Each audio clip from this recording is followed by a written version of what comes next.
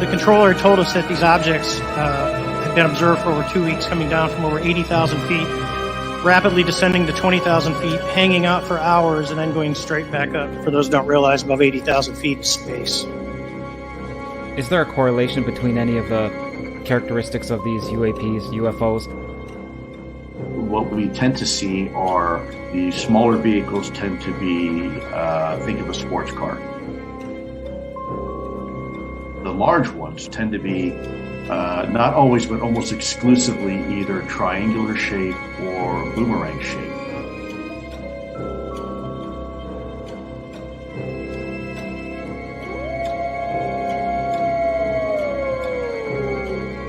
Werewolves?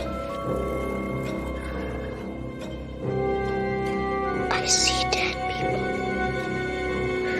walking around like regular people. They don't see each other.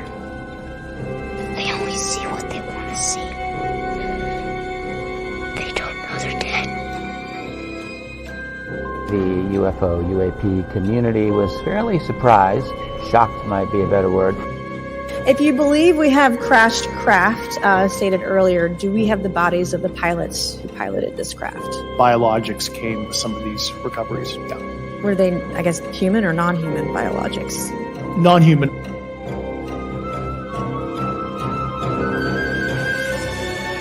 Do you think there is life on other planets? Well, I'm not quite sure, but I suppose there would be. I've seen a flying saucer. You've seen one? Yes, definitely. At Lane Cove. When was this? 1953. You don't think this is a figment of your imagination?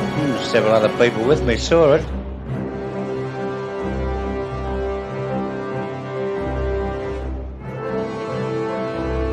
I'm not wishing that all that stay with me. The power of Christ compels you! The power of Christ compels you!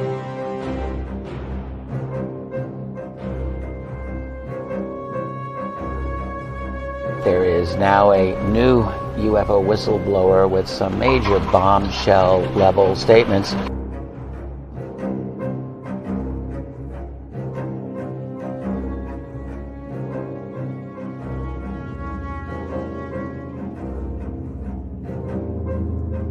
There is very compelling evidence that we may not be alone.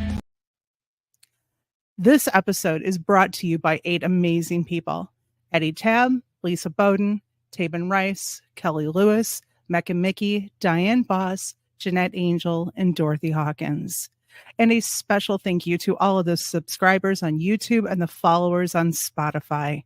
If you wish to support the podcast on YouTube, you can hit that join button below to become an Eyes to That Sky member. Or if you want to join our Patreon or provide other support, the links are below in the show description. But now, on with the show.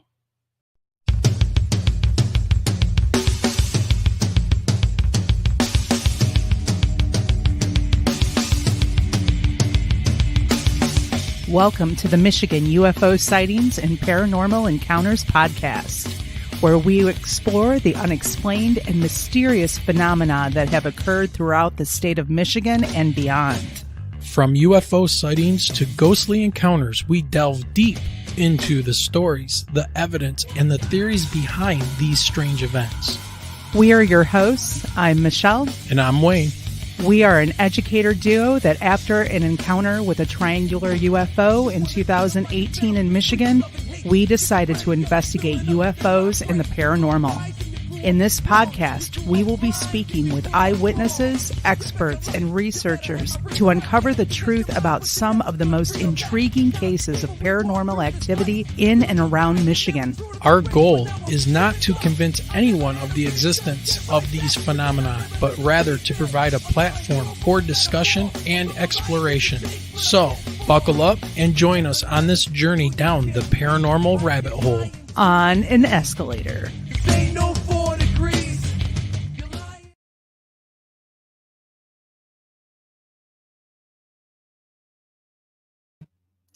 And it's the dumbest show on the internet tonight. It's my birthday show. What's going on, everybody? Glad to see everybody here. So nothing like rocking the party hats. Wayne's got his sash on. It's my birthday. I know, not too long from now, he's gonna make me wear that thing around. Yeah, you got your 50th coming up. Yeah, so I know. Yeah, Ooh, this the is 50. going to be just a totally stupid show. Hanging out with people. I see we got some people are in the studio in the background there. We'll bring some people on here in a little bit, but welcome everybody. How's everybody been? It's been a good birthday so far. And I just don't know who this blonde chick over here is. I don't know what this is.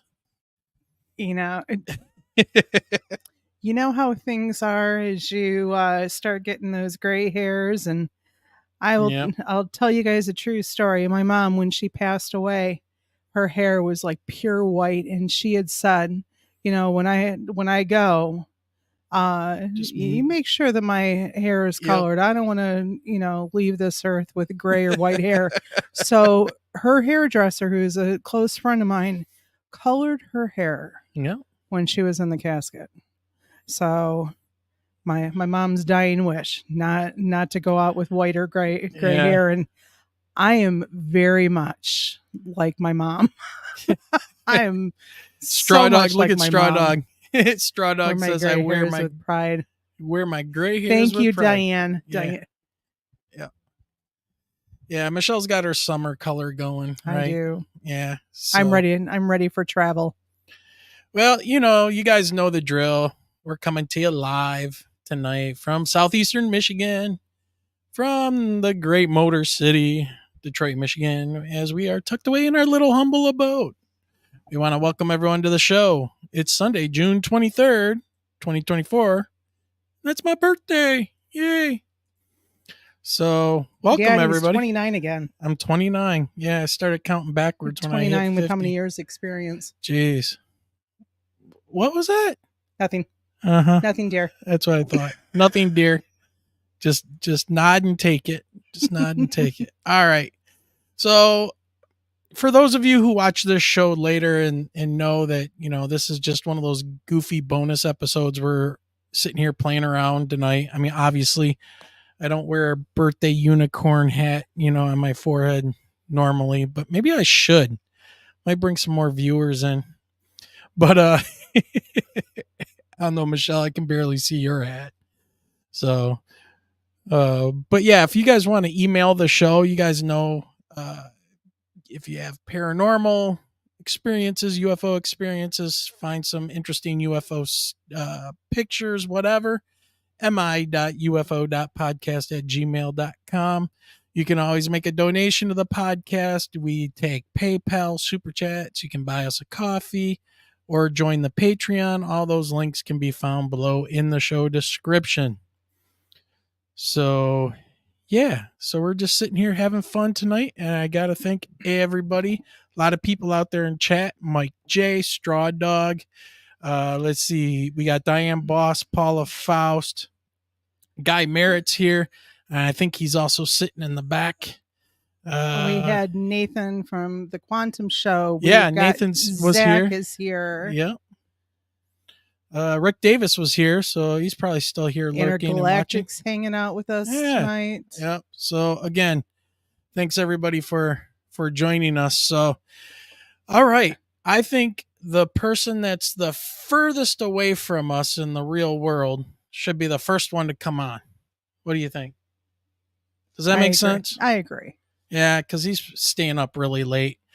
So some of you have heard a couple of our episodes with Mr. X, one of our experiencers we had on from across the pond, and he's in the background. Him and also Guy Merritt is here.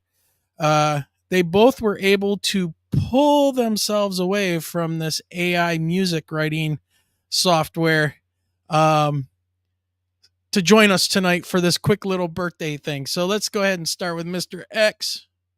What's up, buddy? What's going on, man? Thanks for joining us tonight. Hello, happy birthday. Thank young you very sir. Much. Thank you. What's been going on? Well, I don't know where to start really. I had a bit of an absence from social media for a while. I had what the doctors quote unquote call a spell of unwellness. Okay. You know, as anyone who's listened to previous podcasts will know of my so-say diagnosis due to the aftermath of my UFO experience.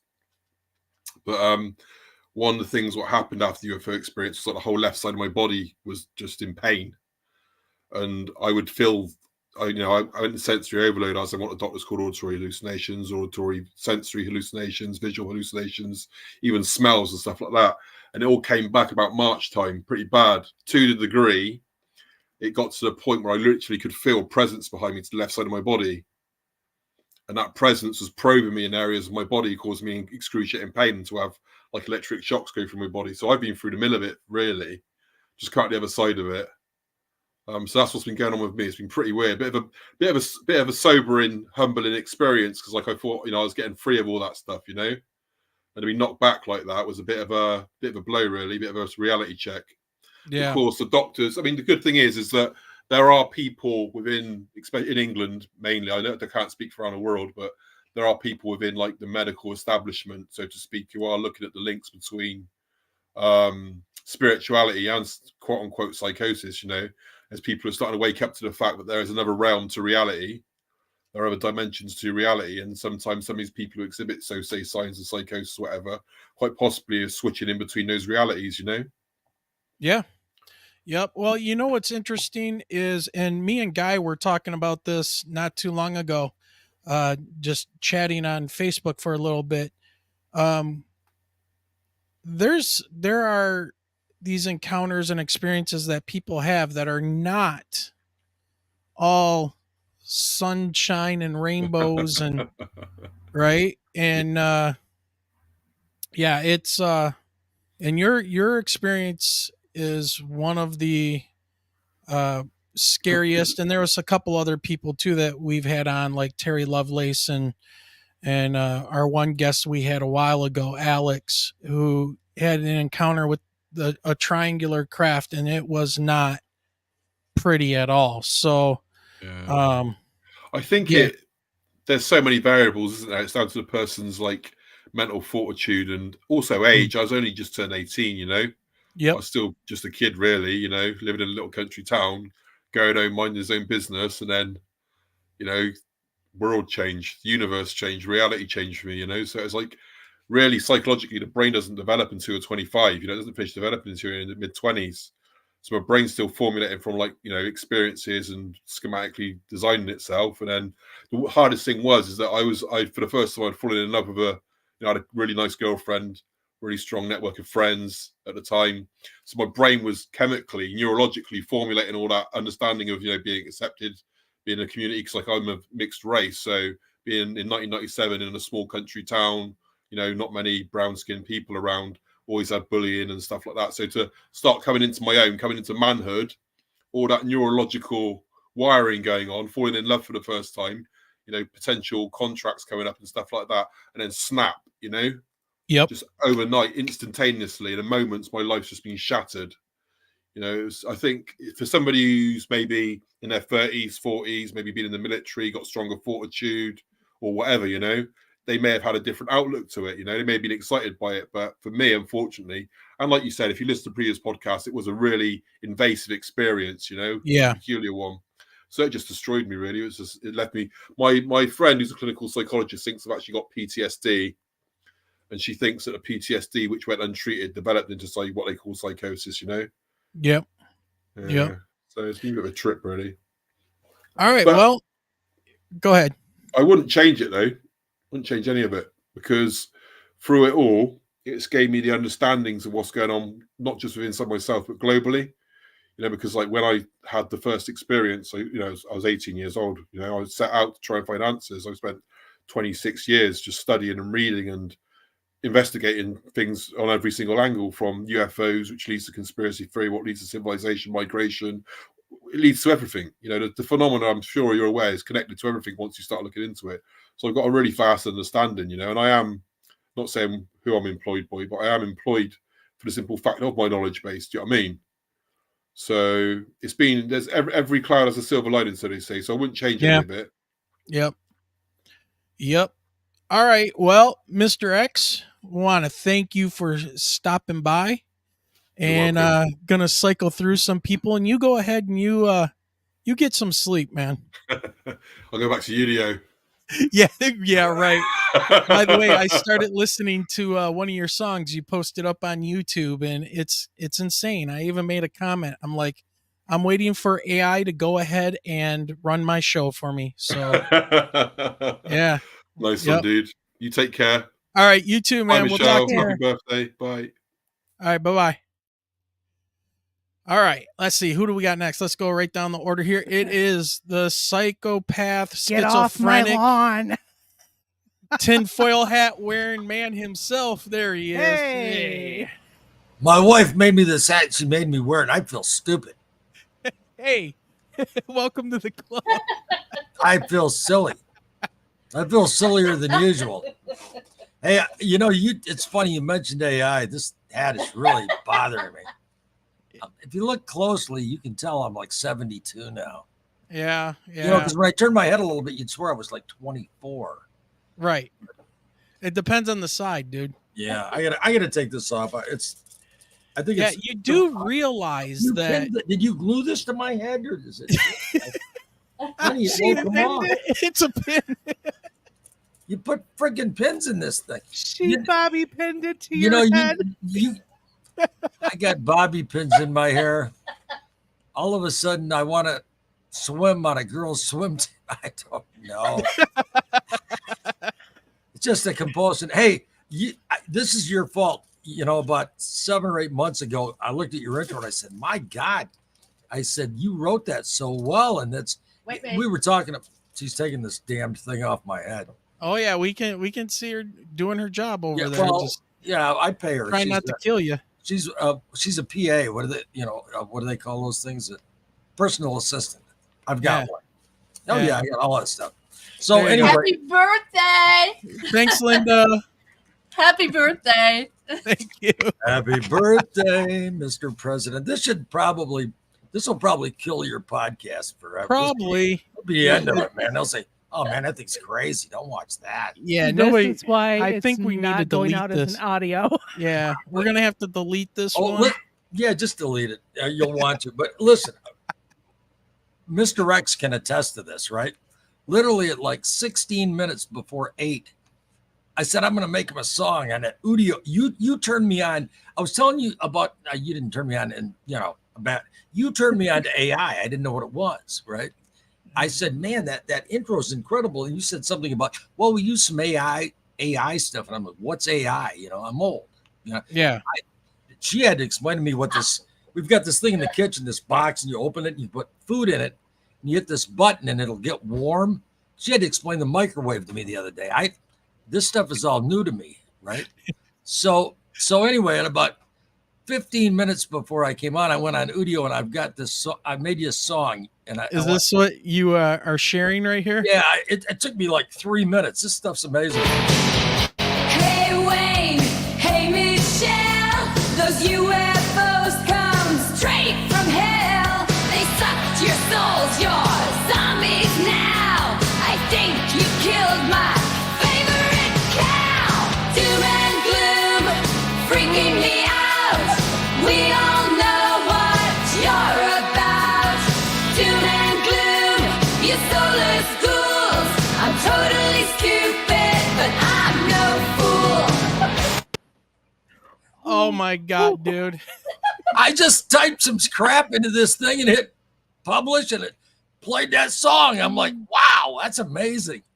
Oh my God. God. It sounds like it could be a real song. Yeah, that's crazy. I swear to God, you have an option on this Udio thing. You can either type in some keywords or you can I just wrote it out. I was talking to Mr. X, right? I said, hey, I'm gonna write something crazy, right?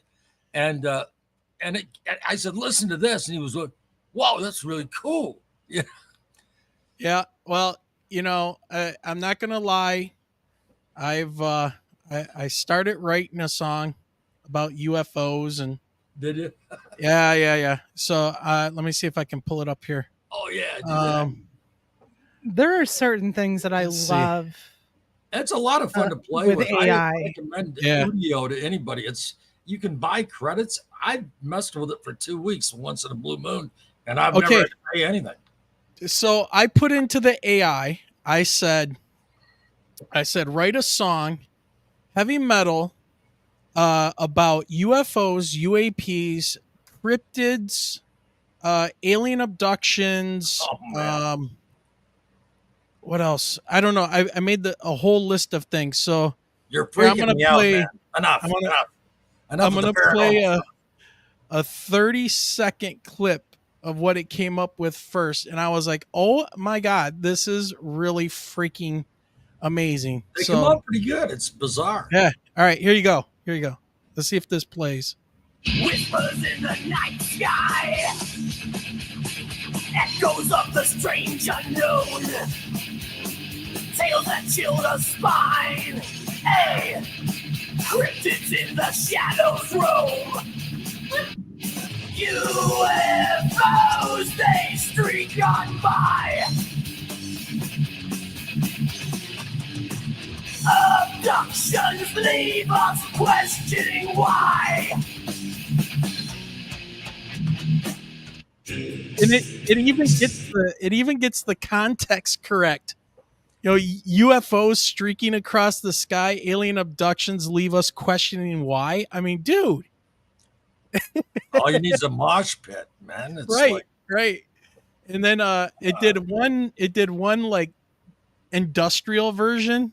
I like mine. Mine's kind of pop. Mine's kind of somewhere. Yeah, yours is more radio worthy. Yeah, but here you go. Number 17 with a bullet. Here you in my go. head, probably. Post-industrial. And by the way, people, this is your future. Okay, so everybody knows. Blast. It's a blast. This is your future. It's ridiculous. You can waste a lot of time with this thing. You know, if you got things that need to be done around, if you have things that need to be done around the house, don't start playing with this because you could spend all day. Dude, it's so crazy. That is just ridiculous, man. That is just ridiculous. You know, in the education world, I've been dabbling with different types of AI too, and it's amazing. Yeah, what you can do. Yeah. It's using it for the more positive things. Yep. Right. Yep. I was let's see.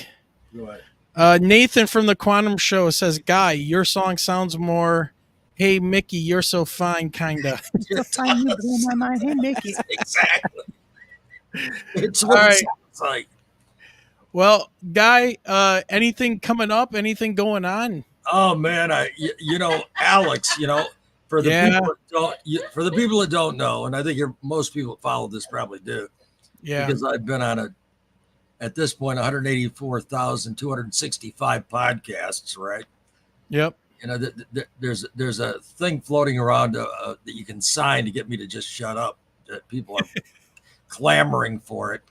But actually, no, I hadn't done a podcast in a long time. I did one about 3 nights ago for the first time in a few years. I got to comb my hair, man, because, you know, my fan club, I'm looking a little scruffy. That's what 72 years of hard living will do to you. That's a tinfoil hat, man. But, you know, so I had this crazy experience on March the 18th of 1994 on a Friday at a particular spot on US 23. I drove basically underneath this enormous triangle. It's like 120 foot in the air, right? And then I find all these other people who have seen the same object at the same spot, but on different years. Alex had identical experience as me. I think it was March the 23rd of 2019, but he and I had never really been able to, we'd never met in person, even though he's here in Michigan. We had lunch about 3 weeks ago at a restaurant out in Fenton. And then he called me and he talked for 2 hours. And man, he's like my clone. I mean, in fact, this sounds creepy. I had him on speakerphone and I dropped my webcam down. I told him afterwards, I said, I recorded what you said because I wanted to listen to it again because it was so interesting. But all of the feelings that he has, he said, Guy, he said, I told my mother, I'm gonna clean this up a little bit. He said, I just don't give a damn anymore. I just don't give a damn. I said, you told your mother that? Because he didn't say damn. And he said, all these things that people are interested in, our priorities are all screwed up. And he had a job selling insurance, and he gave it up to take a job putting boxes together in a candy factory. And said stuff like, I just feel like I want to buy a van and go live down by the river. And he feels real isolated. And I was frank with him, and I'm being frank right now. I'll have days where I'll get real emotional about this stuff and almost start crying. And I don't know why that this had that effect on me, but it did. And he said the same thing. He said, he's even concerned that he's going to come down. We were so close to this huge thing. I mean, 120 foot or something. It was just right above our heads. And he's afraid that he's going to get some physical thing like cancer or something. And I said, look, dude, I said, mine was in 94. I'd have been dead by now, right? Yeah. And I said, stop worrying about that. But just really, he said a lot of things that really resonated. This thing reframed in his mind what matters. And I don't want to speak for him. You might want to talk to him someday. He came from a very religious home, fundamentalist religious home, Right. Go to a big mega church. And, we talked about how for both of us, man, it just was like talking. It was crazy. We both feel the same. This was kind of like a spiritual, kind of a a spiritually life-changing event. I mean, he's very spiritual. He's just not conventionally religious now. So that's a lot of problems for him with his mom. Right. His dad is really concerned, like that he might go to hell and that kind of stuff. And, he just can't buy Orthodox religion now. And, some people, to be clear, some people will see one of these things doesn't change their Orthodox religion at all. And some people will become more religious. And a lot of people turn more towards, and this is just my observation. I'm not saying this is how it is, but it seems like a lot of people just become more spiritual and less conventionally religious. But it definitely, I think it was, I can't remember the word I said to him. I said, for me, this was like a spiritual reformation somehow or something. It kind of changed me. And he said, exactly. And he went on and on and on. And it was wonderful for me to be able to talk to him because we had the identical experience at the identical spot. And it's so crazy. He mentioned, he said, Guy, I've looked in all the literature and watched all these documents. I can't find anything like this. Like what happened with, meaning that we have the same thing happen. And I said, I can't either. I don't think some of these some of these big UFO researchers even believe us. I kind of wonder about it because this seems, I've never found anything like this. And there's me and there's Alex. I found a buddy of mine that I went to high school with. I was in my first bar band with him. We did birthdays together when we were 7. And he's very private. Doesn't even do the internet. You can't find him on the internet. And I saw him at a class get together in like 2012, and he's had the same experience as me and Alex, but in 1995. And I found a lady at a clinic drawing my blood. That's a crazy story. And her neighbors saw the same thing around 2007. And I'm like, at the same spot, and I'm like, I've never heard of this before.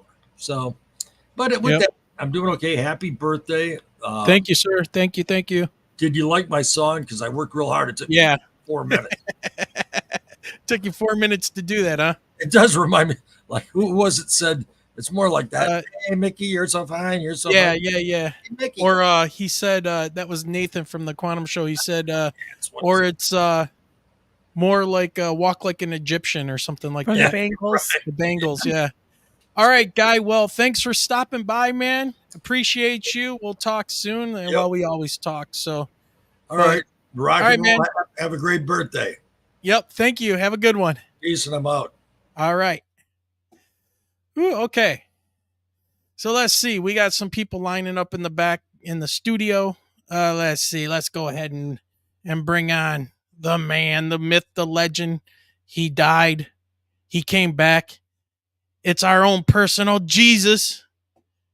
It's Jared. What's going on, Jared? And also with your birthday. Yeah, thank you. Should I bring I should bring Christy on too, I see back there at the same time. She is sitting there. Go for it. Let's see. There she is. Hey, Christy, welcome. Hello, thank you. Very strange night to come on the show. It's not normally like this. Happy birthday. Well, thank you very much. So what's going on, Jared? Well, we just got back from Belize, and again, this time with more progress and all that. And I managed to set up my entire studio and forget that I didn't have a computer keyboard. So there's that. So I'm coming to you live from my new Samsung Galaxy S24 AI phone. Thank you very much. There you go.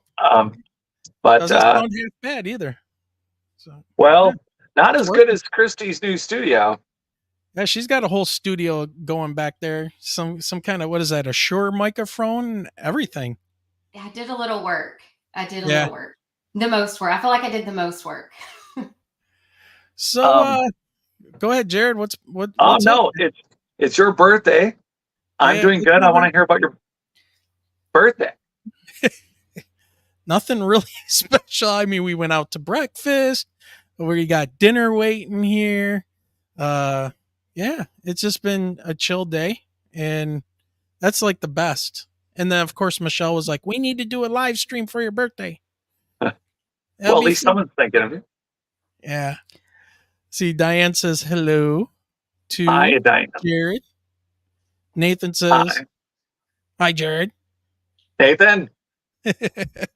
I'm back. Things are going good since it's been over a year since I died. Yeah, a bunch.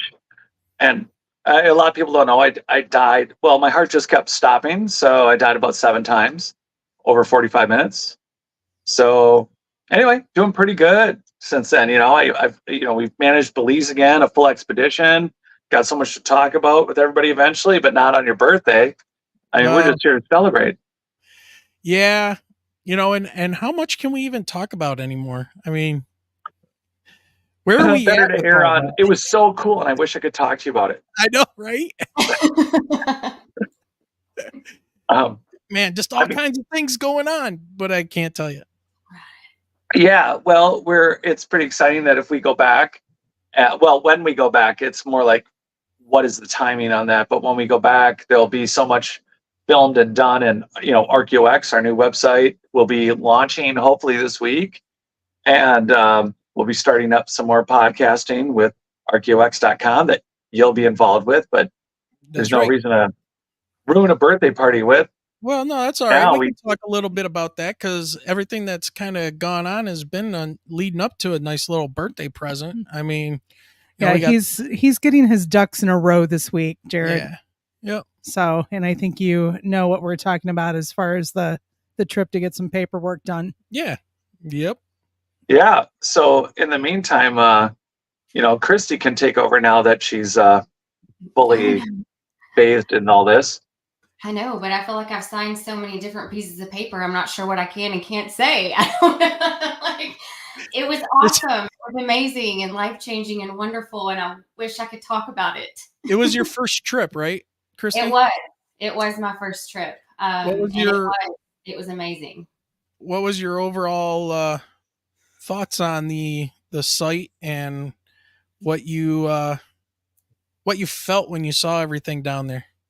Oh man. Well, it was kind of like Guy was saying earlier, it's kind of a spiritual experience, and so it felt spiritual. It was really unique to be a part of something like that, and obviously there were just so many moving parts in this project. It wasn't really until I got down there that I was able to wrap my mind around all of the pieces that we can't talk about. Yeah. Well, what we can talk about though is we can talk about you a little bit. So who are you? And you've never been on our show before, and what do you do? I was going to say we have someone in the back that you probably need to Oh bring on yeah, as well. let's do it. Hold on. There's another miscreant. There he is, Tom. Tom, hello. I'm a It's Tom miscreant. Elmore. Huh? What a surprise. Well, All right. you have to thank Jared for the reminder. Tom was busy. Tom was busy texting me way before I came out of the backstage. He's like, some other questions, and I'm like, well, Wayne's show, and he's like, damn it, I forgot. Oh, that's all right. We lost It's not Michelle. even really a show. Michelle is getting some more coffee. So Wayne, is that a birthday hat or a horn? Yes. Gotcha. Are you wearing a sash? Yes, dude. And this will be handed to Michelle in September for her 50th birthday. So I gotta save it, and then we got a banner up and back here covering the UFO backdrop that we generally have. So yeah, crazy stuff. That's pretty funny. Yeah. So what did I miss? I was just asking Christy, who are you? This is the first time you've been on our show. What do you do? And what's up? Yes. So I run sales and marketing for an aerial mapping firm. And that's how I ended up meeting these two. Tom called one day and asked if I could fly LiDAR down in Belize. And I said, yes, we can, especially for this project. Yes, of course we can. So that's how we got hooked up. That's awesome. Yeah. Yep. So Tom, what's going on, man? Hey, it's hot here. It's really hot. I'm tired of the heat. We actually had a temperature drop today. I mean, I think it got to about 78, a little bit Oh. of rain, but Guys, it was 96 here today. 96. yeah, we've had a heat wave and humidity wave here, probably 96, 94 degrees and just like 89, 90% humidity. So, Well, and we've been having thunderstorms and tornadoes go through, and so I'm constantly plugging in and unplugging my computer, which is a hassle. Yep. Yeah. Yep. So, Jared, what do you want to talk about, man? Thanks for coming, everybody. So, well, you're welcome. Happy birthday again. Shouldn't you be out telling us more about your birthday day, or did we already not hear it because we weren't on stage? Hey, Just continue to deflect. it was boring. I mean, I loved it. It's just a nice, relaxing day. This is only my what now? I'm counting the days. This is my 7th day not teaching. So happy birthday. Happy not teaching. Yeah. That's a late summer, huh? Yeah. We got out on my school, we got out on the 16th. Yeah. 16th was our last day. 17th because we had to do paperwork and get the classrooms closed down and all that stuff. But yeah. Wow, is that typical? You typically go that late into the summer? Yeah, I'm at a charter school that's a K through 12 charter school, and we generally go about a week later than everybody else. And those last few days that we have in the high school anyways, those are half days because we have to give final exams. Sure. So we break it up. We give the kids an extra half hour. So we go like first and second hours, hour and a half, and that's like Monday. Then third and fourth hours, Tuesday, and then you go home at like 11 o'clock. So, and then Wednesday is your 5th and 6th hour, and they go home at 11 again, and they get all that taken care of, and that's it. That's the end. And then Thursdays are the makeup days for anybody that happened to miss or was absent. They can come in on that day and make up their exams. So, and it's amazing how many parents they have our school schedule, and they still will schedule trips and stuff and take the kids out of school for a week during finals.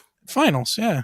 Yeah. So, and then when do you start back up? don't have that calendar yet, but I am assuming it is going to be August. I want to say the 20, maybe the 26th, I believe.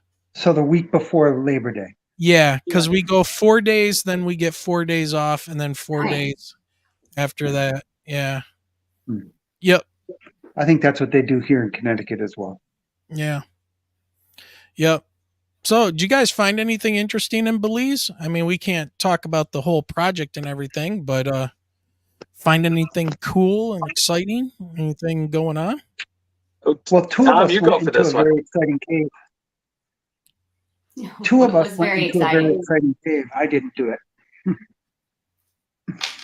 Okay, Christy, it was an exciting cave. What do you have to say about that? It was otherworldly. It didn't feel like we were even on planet Earth anymore. It felt like we were somewhere else, that we had just stepped into a completely different universe. It was beautiful and amazing, and you couldn't touch anything, because if you touch it, it dies. So you have to be really careful with where you go and what you touch. But it was amazing. It was beautiful. Awesome. Yeah, I saw some pictures of that, and it was just there she is. She's back. And only 29 again. Oh. I just read that. I'm 29 again, apparently. I guess I gotta start dyeing my beard, huh? Yep. Let's see. Nathan, what is he saying? Nathan sounds positively Atlantean. Yeah, it's funny that you mentioned that. Yeah. It looked like something on Lord of the Rings. Yeah. Yeah, when I saw the pictures, I was like, oh my God, you're walking down into the underworld. That's what it felt like. Yeah. It looked like Jules Verne. It looked like you were going to the center of the earth. Well, imagine those people a couple hundred years ago actually exploring and looking around, and they find something like this, and they have no scientific background and nothing to compare to. I mean, they're gonna be totally amazed by it, and come up with, sci-fi stories. And next thing you know, you're taking a journey to the center of the earth. You're there. Yeah. Thanks, Tabin. Appreciate you, man. One of our, what did I say? He's been a member of our show now. 16 months he's been part of the show. So yeah, thanks, Tabin. We appreciate you. He's one of our Patreons. So, yep. So yeah, RKEO X is the company. Yes, we thought that was a good name. RKEO X, for anyone wondering.com, RKEO spelled with the A, it was already taken. RKEO X just gives us some room to use that as an acronym for things I don't even know what we're going to use, but RKEO X is alive and running. That's now. Awesome. Disclosure for all fans, everyone on board here, we are RKEO X is everyone that's on the screen right now, so let's not take away from Michigan Happy Birthday sightings. Yeah, well, I said this was probably going to be one of the dumbest shows on the internet today. So okay, fine. Yeah. On that note, has anyone seen anything? Are there any UFOs or any anomalies? Anything new to report on right now? Besides, yes, we had mysterious stuff with lots of pyramids and hundreds of villagers, and there were fires, and there was tombs, and there was caves. But let's hear about the latest sightings. Here you go. This just came out a few days ago. UFO investigation launched in Japan after U.S. report designates region as hotspot for sightings. Yeah, this is some video. I don't know what's going on there. I don't know what CBS is into, but I don't know. Somebody's identifying as a furry. And if I was that person right there, I might want to run. But yeah, so, they're thinking that a lot of these UFO sightings in Japan may be surveillance drones or weapons, of the Chinese, keeping an eye on Japan, as they drool over, getting into Taiwan. So yeah, that's one of the latest things going on. Let's see what else is there. Oh, the Cosmic Summit just finished up.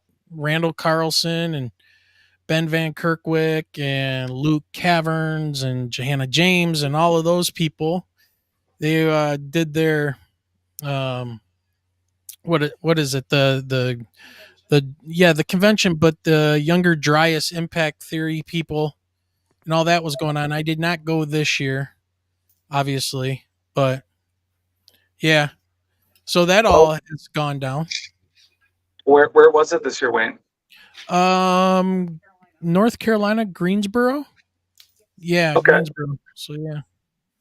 So, well, did you want to go this year? Or was it just overlapping with school?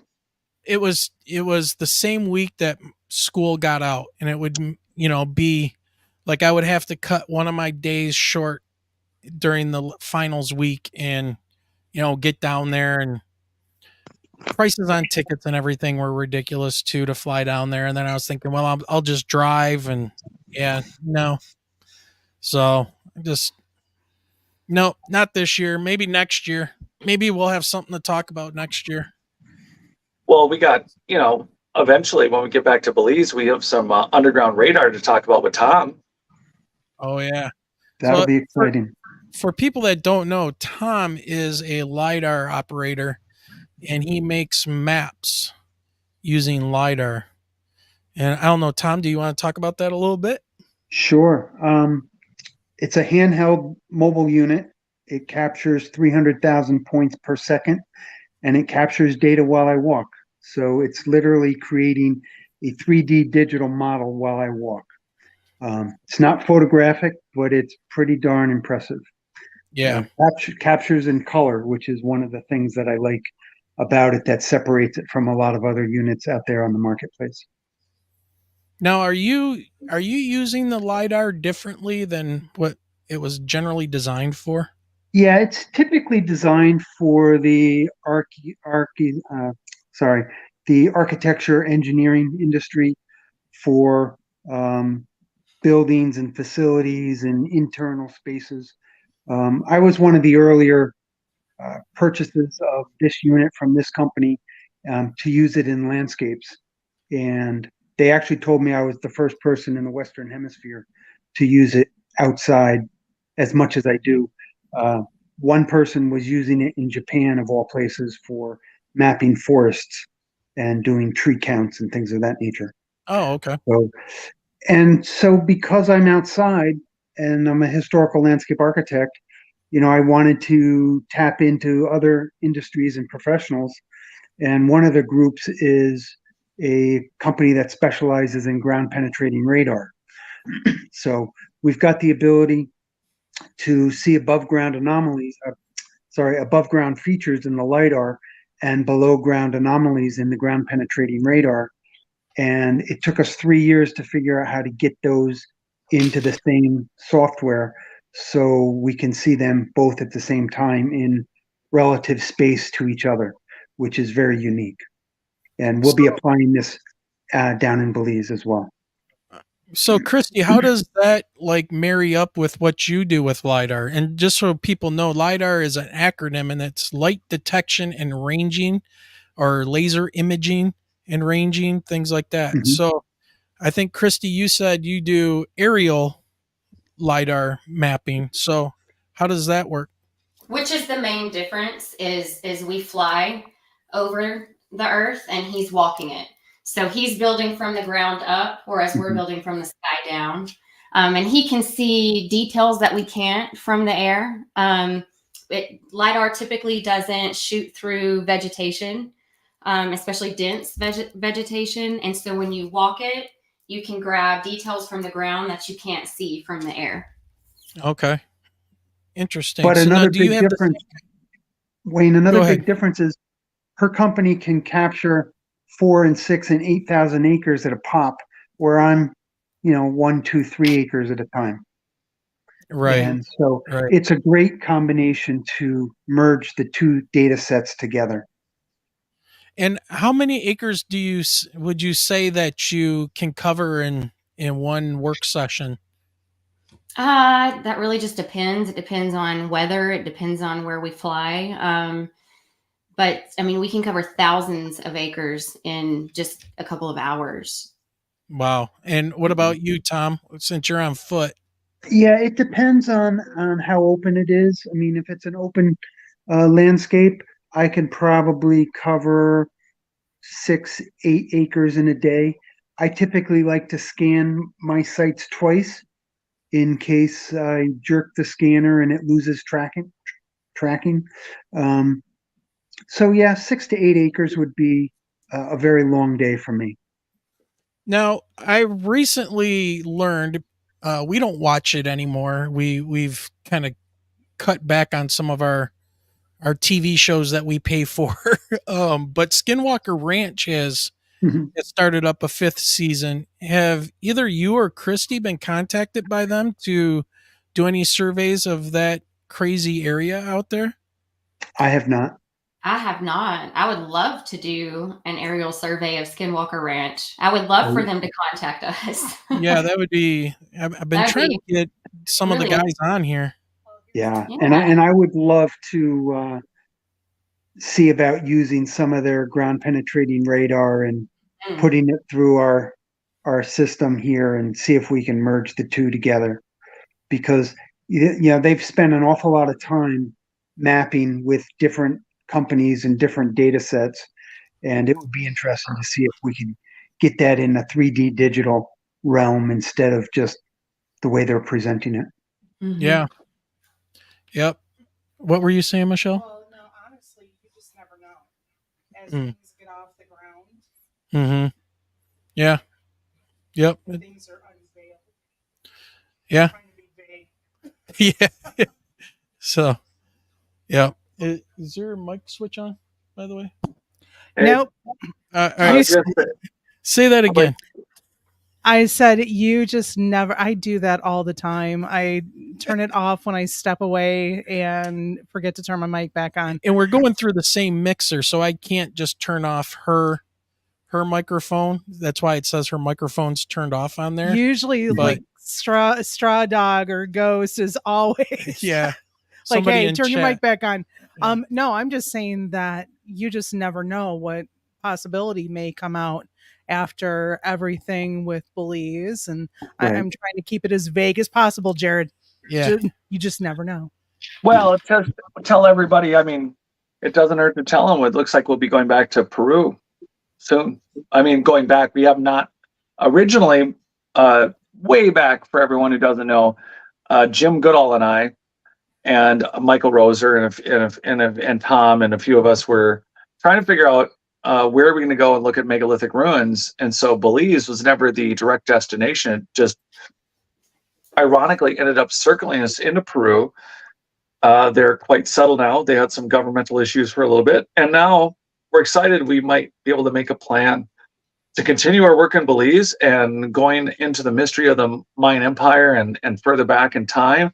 And paralleling it, we'll be able to do some of the just amazing megalithic ruins and sites in Peru. We might be able to do some of the experiments we've been planning for years, and that might start with just a quick visit in August. So yeah, we're gonna be all over. I was talking to you, God, what, a year ago, almost a year and a half ago, and I'm interested to know what's underneath some of these megalithic structures. I want to know what the ground structure is. Is there those huge giant spheres under there? Because one of the things, and it dawned on me while I was actually ending my school year this year, and I was teaching the kids about the different earthquake waves. And I started thinking, because there's the primary wave, your P wave, and then you have your secondary wave or your S wave or shear wave. And the shear wave is the one that does a lot of the damage. The P wave is fast, right? It's fast, it rumbles, it goes through the ground. But then the shear wave is that side to side or that rolling motion of the ground. And one of the things about a secondary wave is that it does not travel through liquid. And I started thinking about those spheres that are littered in certain areas, even in Central America and stuff. And I was thinking, I wonder if there are like spheres that are underneath these structures that help protect them from the seismic activity, which would mean that they would have an understanding of waveform and how waves travel through the ground in, 2,000, 3,000 years ago, even longer if you look at the pyramids. So it's just very interesting. And that's where I was like, we need some of that ground penetrating radar to see. I've never seen or heard anybody talk about what is under those structures. Except me. Except you, yeah. Yeah, Well, that's why we were talking about it. Wayne, on your birthday, and since we're recording, this is great, D-Mark. So one of the, in the past, for all those listening, the idea of the stone spheres that they, like in Costa Rica and Bosnia, they found them in New Zealand. They were found, David Hatcher Childress likes to talk to them about them in lectures. They're found in San Francisco. They call them dinosaur eggs, but in Bosnia, they found one that was 64 tons. In Costa Rica, they got them standing next to people. I mean, they're huge, but they're also hollow. And the geological explanation is that they're concretions that somehow, at some point, volcanoes decided to throw snowballs at each other made out of stone. So they would throw up enough material and they would just magically make perfectly round stones. The thing is that no one's ever done any material science behind them. And yet there has also been some work done in Europe with a group of scientists between a few countries in Europe. And they said, funny thing about these stone spheres, depending on their size, depending on what's hollow in them, depending on the material they're made, if you take them and set them under a city, not even one building, if you set them under a certain depth across the board as waves and frequencies would hit them, they would then reverberate and change the nature of the waves and frequencies hitting them. So what I think is interesting about what you just said, which just, I don't know, just popped in my head. I don't know why. I'm trying to reconstruct how we would use these stone spheres. And it kind of just, I thought, oh, wait a minute. We have data on earthquakes, generally of frequencies that are in a particular region. We know where they're at. I think it'd be very interesting to sort out not only, I think the size of the stone spheres, and again, they were used in clusters and groups above entire cities. The question then that I have is maybe we could reverse engineer the counter frequencies and tunes if we knew the frequencies and I wonder if the ball sizes changed based on not only the structures of the buildings and the soils and the nature of the foundations of what they were building, and why. I don't think they were just deflecting energy because frequencies are sound is energy. I think they were using it, but the question I have is, does it play into the could we determine what frequencies they're then what the stone spheres are broadcasting, what they're rebroadcasting, what they're repeating once they transmute it? Because once you hit them and it hits the center of those stone spheres, because they're hollow, it would change like a violin or a cello or a bass or a drum. The hollow nature of the interior of the instrument is what changes and creates the sound or the new sound. So all of that, I wonder if that's a way for us to, along with some people with some paranormal abilities or some esoteric, some brain patterns or some downloads or some second sight, if they could see what some of these buildings used to look like, or imagine what kind of structure would you build that would work with a frequency like that, not only to not make it fall down, but to create, I don't know, power for the light bulb.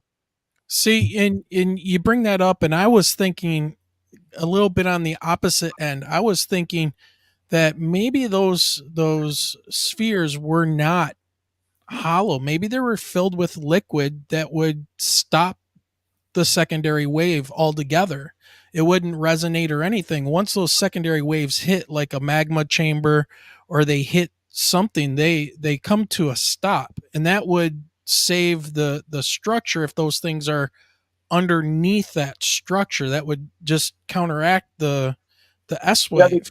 Well, the experiment by the Europeans, and I have them cited in my book, Not Aliens, which I'm bringing it up, and I'm sorry, folks, you can't go get the new copy yet. It's not out. But the experiment that they did is exactly that. The waves of the stone spheres, the size and the grouping of them, it's almost like, think of them in an egg carton. You set them different sizes and whatever under a city structure. So the point was to counter the wave of and the energy of an earthquake, to counter it and mute it or dampen it or destroy it. But I would think that being an energy frequency society, they would be also smart enough to then say, hey, look, we're getting free energy. So how do we take away the rocky wobbly part, but how do we transmit it into something useful, or use it as a carrier wave for other information to other parts through other soils, not just terra preta, but other engineered soils? I mean, what else would they do with it? I can't think they would just be as like, we need it to be quiet. You know, I think everything shows that they were using it in a much more complex way, but we don't know. So some of these concretions or some of these stone spheres, like you said, they're hollow, but were they filled with some sort of like amazing techno-scylla juice? Hey, you know, and you bring that up, and I sit here and I think about Chris Dunn and his Giza power plant, that those pyramids are not crypts. No, they've never found a body or anything in those. And to me, the power plant idea that they were creating some type of a resonance, a frequency wave, and being able to harness that to help maybe move blocks, to cut blocks, to run machinery, those kind of things. And it would be really interesting that all the way on the other side of the planet, Central America, South America, we find something that can confirm some kind of transatlantic information exchange. And then that gets into your fingerprint of the gods and Graham Hancock kind of an idea. So, it's very interesting. There's a lot out there to dig into, literally. Hey, Wayne, building on what you're talking about with the pyramids and the energy, I tried to start my scanner while standing on top of one of the stone mounds. It was about 25 feet tall, and it would not start. And the scanner always starts. So I climbed down, and I was right next to the base. It would not start. I moved about 15 or 20 feet away, fired right up, and I made 2 different scans. So there's definitely something going on energy-wise there that was playing havoc with my scanner. Now, did you eventually get up on the top where you wanted to start the scan, or I did not down on the way up? No, I didn't even go up there after the scanner started because I didn't want it to play havoc with it, because I wanted to capture 90% of the site we were on. So the scan actually has a void on the top of that mound.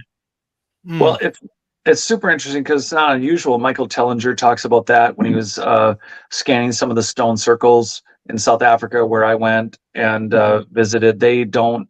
This is not the only time that around the world, we talk about ley lines, and we put a lot of different beliefs into what a ley line is. But if it is part of a worldwide energy network and grid, and I think a lot of our systems were, again, a lot more what we now think are just nature, but were biological networks that were part of a program system that was definitely using maybe also the Earth's natural magnetic fields. And maybe there are just points that are still remnant, used by dynastic peoples and survivor cultures from after maybe the Younger Dryas, like we were talking about, like the Aztecs, the Mayans, the Olmecs, Toltecs, the zillions of other tribes. Maybe they just had an instinct to reuse an older structure or something that was in the place of what we think are, they're really neat. They're 2,000 years old, but what about the structure that was there running and muting out Tom's machinery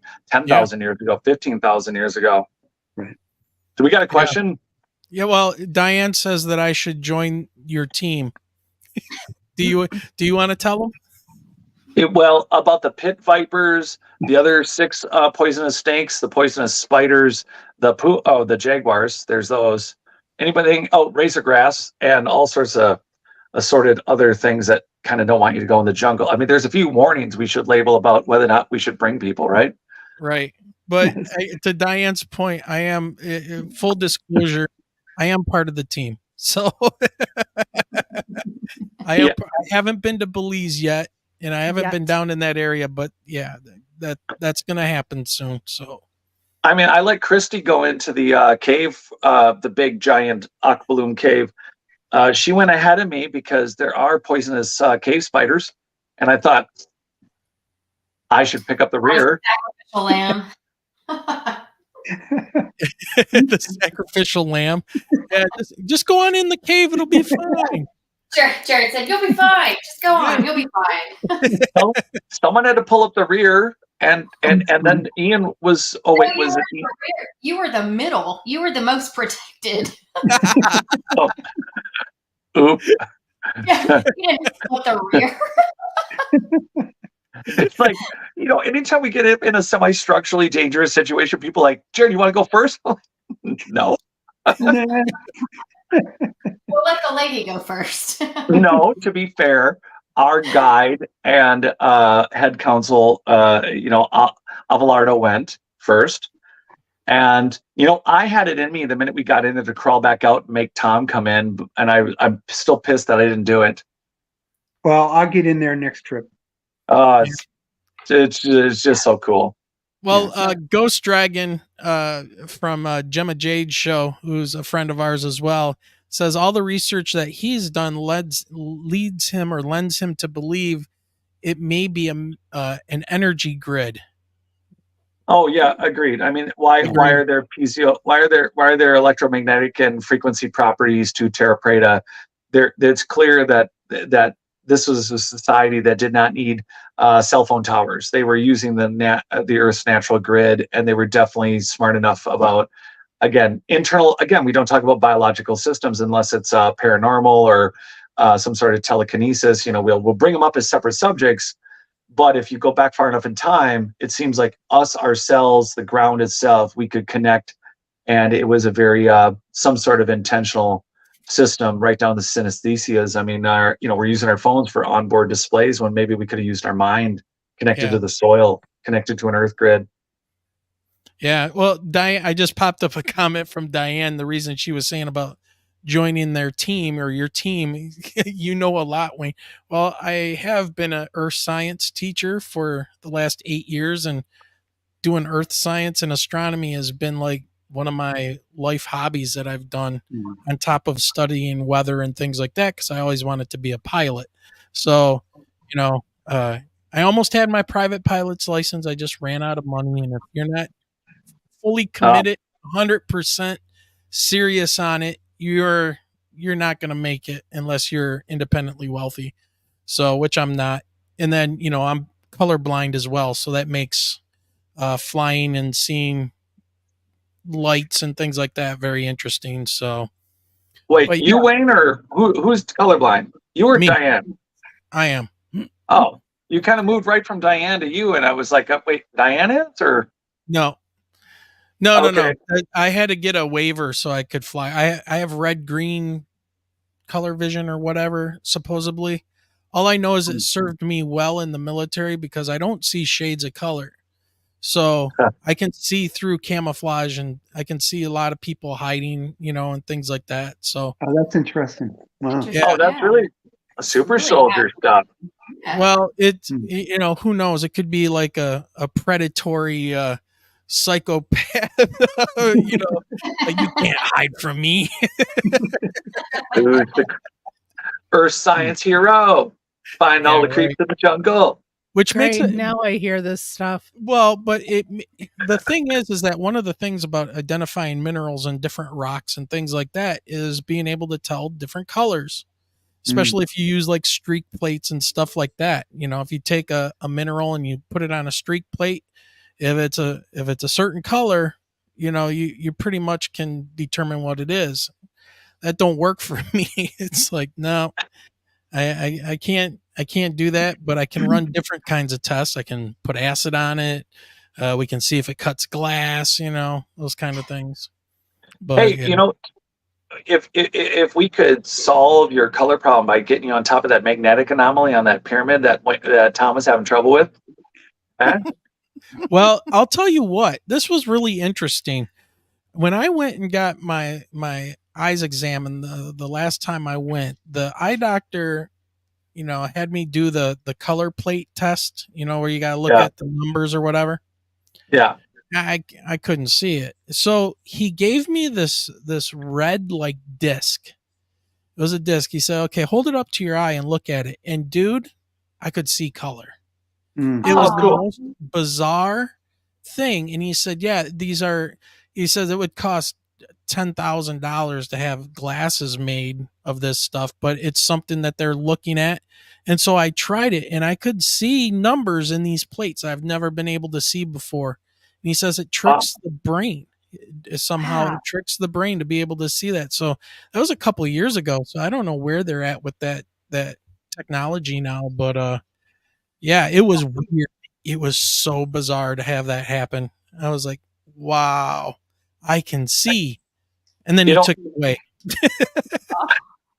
Well, so as a primary note to what Diana's bringing up, the reality is at RKEO X, we should consider adding people for maybe a section of our expeditions. Maybe we should consider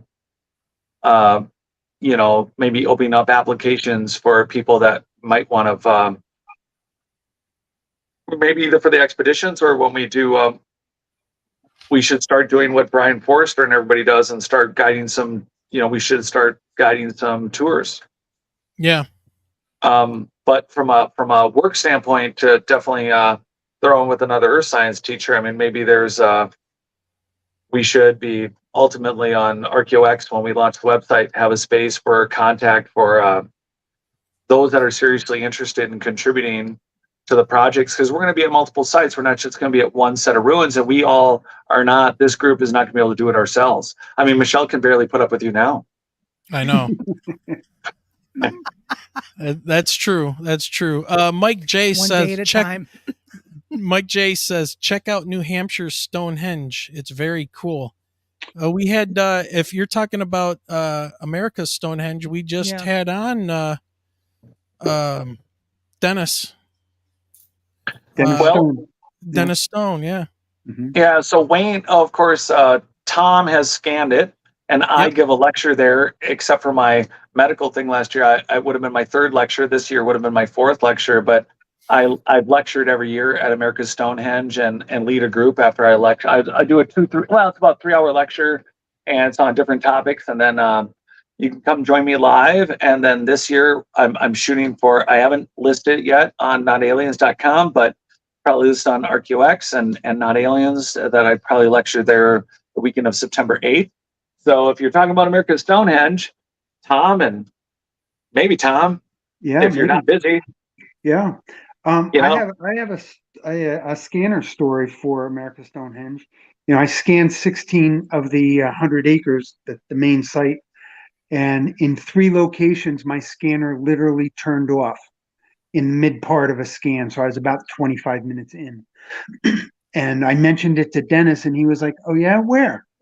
And when I told him the 3 locations, he said, that's very interesting, because that's where the drone pilot lost control of his drone in each of those 3 locations. What would so cause not only that? was it on the ground, it was 150 feet in the air.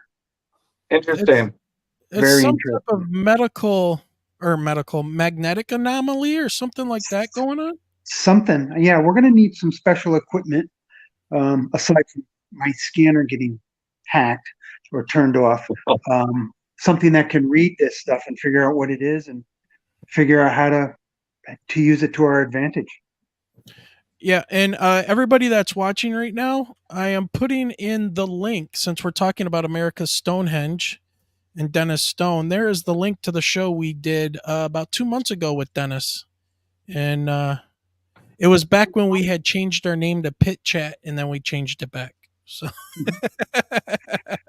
but yeah, we had Dennis on, and we were talking about astrological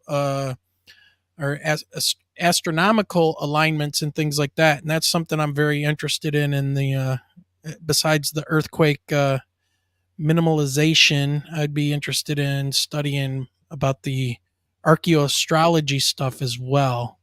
It's amazing. It's definitely worth the trip if people are so inclined. Also, just for everyone to know, Dennis actually is a friend of mine. In fact, he's the reason that Tom and I met. Mm-hmm. And Dennis actually was invited on the last 2 expeditions. So if you're listening, Dennis, we'll probably invite you again. But he almost came with on this last 12-day expedition. Dennis would have been there, but was busy. So He is. You never know who's friends with one of us, but keep it coming, guys. Who's ever listening? There's it's a small world. So, Christy, what do you think about getting all wrapped up in this whirlwind and what you're seeing going on? And now you've had your experience down in Belize. What's your initial thoughts and feelings about RKEO X and everything we have been talking about so far? Gosh, like I said, it's a lot to wrap your mind around at first because there's just so many different components between humanitarian and educational, and then the actual, foundation of what we're doing down there. But it was a lot to take in at first. But I'm really excited about it. I have a lot of faith in what we're doing, and I'm excited to see where it goes. I can't wait to get back. It's hard to not be down there, especially after all the work. I feel like we went down there and we started this thing and we didn't finish it. It's like an unfinished project kind of hanging in the air. So I'm ready to get back down there and get back to work. Yeah. Yep. It was an amazing experience. It was. Really was. Yep. So, Tom, I mean, obviously there's no secret that you were down there and you were doing LiDAR. Did you get everything that you wanted to get done with the LiDAR, at least at the ground scanning, or did you have to leave a lot undone? No, we got done what we could get done. There's really no reason for me to be walking through the dense forest, the dense rainforest to try to scan stuff because A, I can't walk because it's so dense, and B, the LiDAR scanner is not going to pick up much because of the leaf canopy. It would be blocking it. But no, we scanned Mound, 2 different sites, the roadway access into the site. We scanned the river area where there's potential lodge and cabana construction down the road. We scanned 2 federal Mayan sites. And so, I now have under my belt 3 Mayan city sites, temple sites on my scanner, and, to show what it can do and where we're going to go. But I would say, going back to your question, got done what we intended to do, probably did more because I hadn't expected to be able to scan at the cave, the entrance to the cave, or these other sites. But as we continue to go back, I'm going to continue to scan more, and with my software, I can build the model. The model can be never ending. My limitation will probably be computer capacity. All right. So since you guys have been down there now multiple times, Christy, your first time, do you guys have an initial thought or feeling that what we might have been told about the Mayans and how old they were, or how advanced they may have been to build some of these things that they've built, is off by a lot? I mean, what are your initial, your thoughts? Like, those structures are huge. They're got astronomical alignments. Jared, you want to take it first? Do you think the Mayans are older than from 700 AD to now? 500 Yeah, right away we were told the current assessment a year ago was that the ruins were at least 2,000 years old. And the empire, for a while there was a thought that it was, like you said, it was maybe just, a few hundred years older. That was a Victorian era, really paired stamp as, it's just, there was no concept from England and Europe, Western Europe, and then eventually American collegiate school, whatever system, that there could have been any really truly advanced ancient American, continental people. Yet we have the Younger Dryas, and we think, okay, well, there was nothing before that. But the Clovis first theory, which Graham Hancock and Randall Carlson talk about, the idea was that there was nothing below Clovis, and then in typical academic hubris, it was, well, how do you know there's nothing below that? Well, there isn't, but then there have been actual standard academics who've challenged that. They've all been discredited. They've all been in their time periods where they said, well, why isn't there anything below it? And the answer was, well, no one's ever dug. So they dug and they started finding 20,000, 50,000-year-old human remains. And that means also that the Mayans, specifically, there's a good chance the last time I went down that some of the other archaeological representatives from, I won't say which ones, but they were definitely, in their opinions, they didn't even blink at the idea that, and it was their suggestion that, this could be 10,000 years old, these ruins.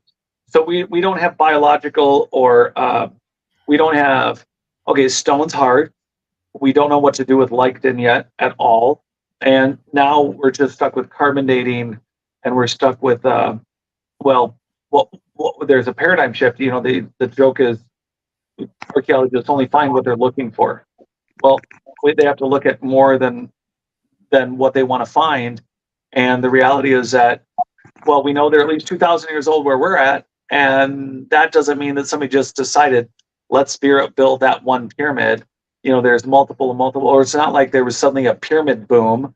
So yeah, we're looking at really, really old sites. And I think even the not the megalithic work that the Mayan, Olmec, the Toltec, the Aztec, I don't even know if they're, I don't think some of them, we don't think they're contemporary, but the reality is that they don't know how old, and I don't think it's a couple thousand years or 3,000 years. We've found early on, when the first times you had me on my show, I was talking about that site that's in National Geographic from 1927, showing a site that was buried. It was a pyramid in Mexico that was buried. It was buried by a lava flow, and this site is at least 15,000 years old. Right. So there, Well, and I just happened to type in real quick, how old are the Mayans? And they're ranging, and this is National Geographic. They're saying it's thought to have first emerged now look at the gap here, between 7,000 BC and 2,000 BC. But it's kind of agreed upon that they end it, around 400 AD, 600 AD, that the Mayans kind of disappeared, or that society at least did. But yeah, Christy, why don't you jump in? What were your, when you saw the sites for the first time and started digging into this, what were your thoughts on the technology that they might have used or the building that was done? Was it something you thought was really old? I mean, I'm not an archaeologist, so it would be hard for me to look at anything and tell you how old it is.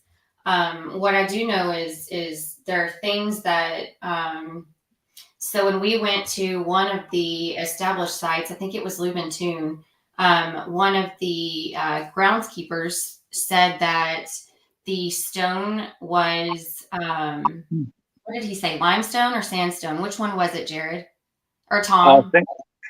I don't remember, but I remember what he said about the distance. Yeah, he said that all the stone came from the river, which was like 2 miles away. Downhill Through the jungle. Yeah. It was through multiple mountain peaks. And so just the thought of how they transported all of that stone 2 miles away from the river all the way to the top of the mountain, because it was one of the highest peaks around. Once it was cleared and we were able to get out on the top of it and look out, we were higher than almost everything around us. Yeah. And so it was definitely a unique setting. It was a very unique setting. And it was, what was really interesting is going to those other sites and seeing, artifacts and things that had been found and preserved in their museums, just made me more excited to go back, because we're just getting started. Right. This is just the beginning of what's there. So yeah, I think that the more time we're able to spend there, and the more we uncover, the more we're going to learn about what actually, what it took to build it, and, how they did it and more interesting facts about their civilization. Tom, your thoughts? Building on what Chrissy was just saying about Louvatun, while I was scanning, I said to her, "Can you go down to this one location? I think I see megalithic block." And so she confirmed that. And then afterwards, Jared had been down there on an earlier trip and confirmed it. So that site has megalithic block underneath these smaller stones. And I say the smaller stones are 1 and 2 person stones, just to give people an idea of their size. And the site that we're working on, the stones that we've seen so far are 1 and 2 person stones, with the stela and the special stones being much bigger on the megalithic size. But we haven't gotten down to the base on the site we're looking at. And so that's where I'm intrigued to see if there's megalithic structures. And then Jared will be in his, in his happy place, because that's his goal. The big blocks.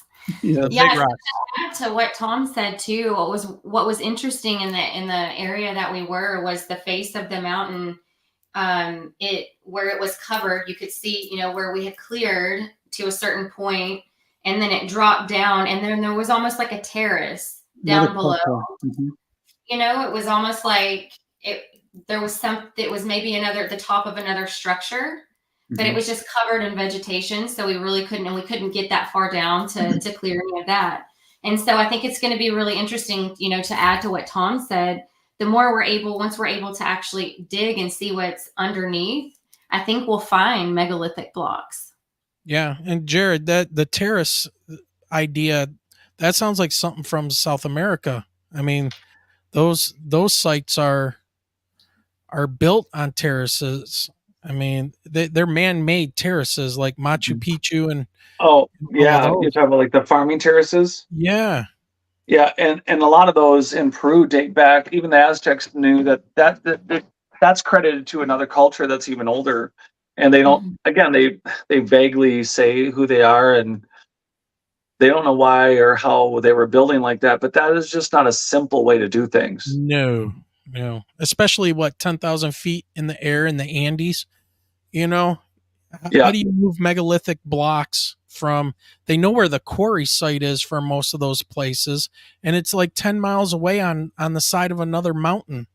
And they took them down the mountain and then up the mountain. Just okay, sure. Yeah, it doesn't seem very realistic.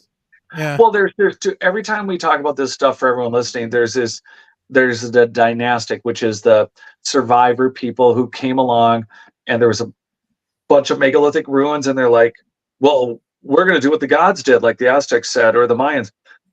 They start mimicking. Maybe they found, I don't know how, but maybe they went 10 miles and they actually said, this is where the gods were getting their stone.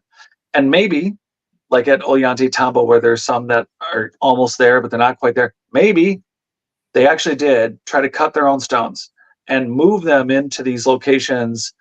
But the stones that were there originally, the stones that they found, I think were set quite easily by whatever advanced ancient human group as part of a structure. And whatever that structure is vastly been mutated into what these people have used in the last few thousand years.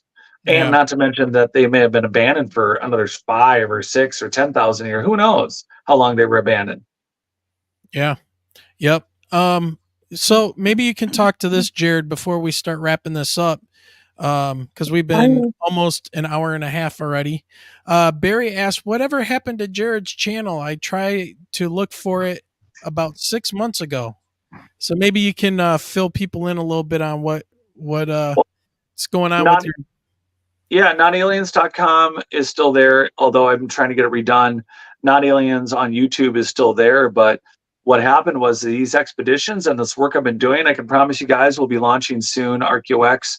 I will have some of its podcasting on YouTube, which will be Wayne and sometimes Tom and Christy and I. And then there will be still some Not Alien broadcasting guys. Please, thanks for hanging in there with me. And everything kind of got put on pause. If you don't know, I had a Widowmaker heart attack back on Memorial Day 1 year ago. So I died for 45 minutes and was one of the lucky 9% of the people who live from something like that. And then I was in a coma for a while, and my new book was supposed to come out. We had done our first expedition to Belize, and my website. What? No slowing down, man. No heart attack can slow you down. On one hand, there's that. On the other hand, I'm apologizing for those few that, for all those members out there that have, been members of notaliens.com. I appreciate it. There was all sorts of updates that were supposed to happen. They're still going. And then as for Not Aliens on from a podcasting standpoint, you still catch me. There'll be more, and there will also be RKEO X starting here shortly.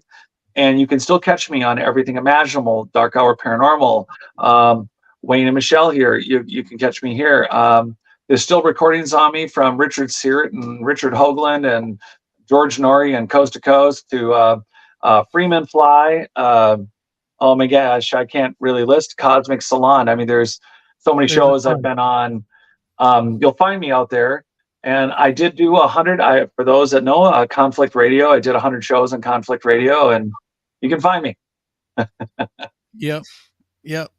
So I've just been busy. Yeah, there's just been a lot going on, and I think you could just sum it up by saying I died. Like, I think that's the best excuse ever to not being anywhere or being late to anything.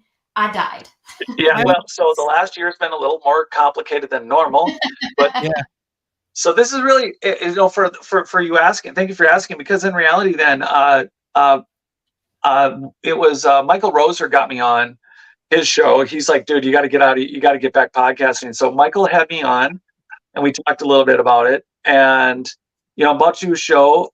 Christy and I are going to be on everything imaginable. We're recording tomorrow morning. I don't know what the release date is for that, but it's on all podcast catchers. So you can catch us on everything imaginable sometime after tomorrow, because we record in the morning. Gary usually releases in a couple days, but that'll be on every podcast catcher. And then actually with your show here tonight, Wayne, for your birthday this year, since I died, this really is about the only, I think about the fourth show I've been on. I've been kind of silent with everything we've been doing. I'm sorry, guys, I've been slacking. Yeah, right. Well, only in one aspect, Jared. I mean, the other stuff that's going on with RKEO X and getting another website going and trying to get your book done and going on these expeditions and all that, that's a lot going on. So, when you put it like that. Yeah, people, just be a little patient, but the stuff's still out there, and you can find Jared all over the place. So, yeah. Yeah, wait, guys, please wait for the new book. It will be coming. Don't go out buying. I know my initial publication has been going for $100, $300, $400, $500. Do not. I'm great. Good for you guys if you can get it, and I'll happy to at least sign them the next time we do a in-person thing. But the reality is that the new book, new cover, more information. But the new book will be coming out. Thank you for waiting. Yep, absolutely. So, well, this has turned out to be a pretty good show. I mean, we're going to have to release this one, Michelle, out in the podcast world. At first I was like, this is going to be a horrible, goofy show with people coming and going. And now it turned actually into something, even though I'm wearing a stupid hat. It is pretty stupid. So I like that you're wearing it.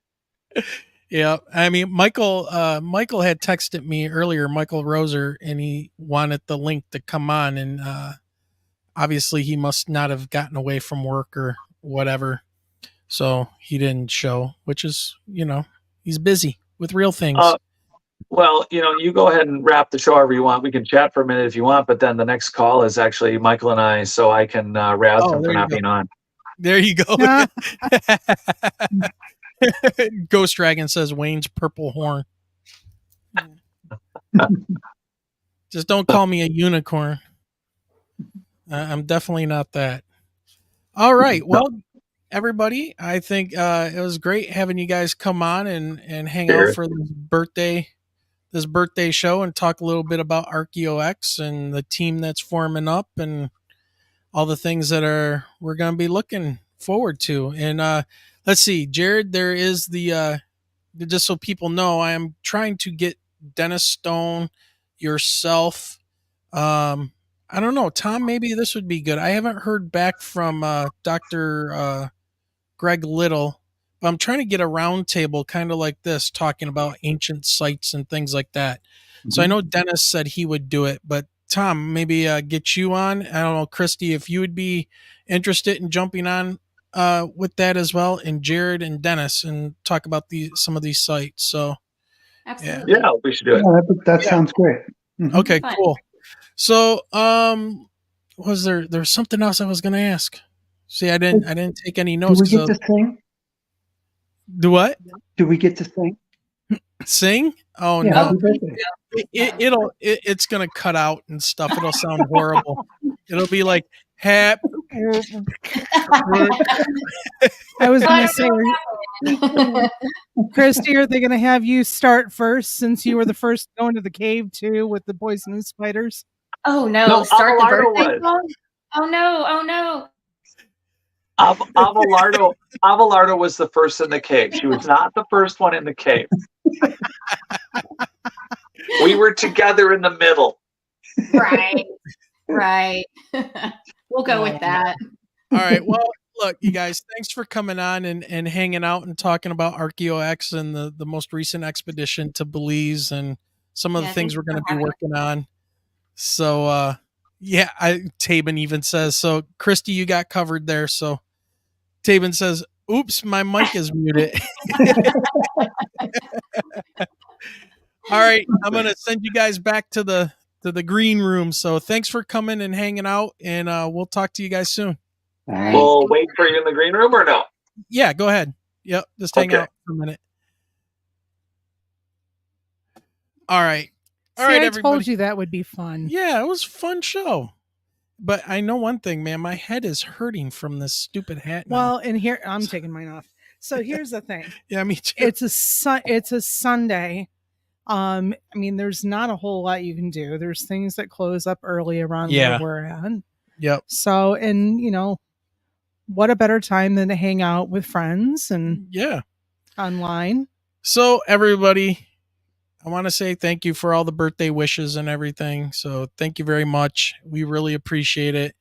You got to hear a little bit of the background going on with RKEO X now and some of the things I've been involved and Jared's been doing and busy with. And now you got to meet Tom and Christy, who's joined the team. So there is a team that's being put together, but we're not going to talk too much more about that. But you guys will be finding out. Be looking for RKEO X in the future. Say disclosure in time. Yep. All right, everybody. I think with that, once again, thank you for the birthday wishes. Michelle, is it that time? Yep. Have a great night, everyone. Okay, everybody. Have a great night. And remember, keep those eyes to that, what, Michelle? Sky. Sky.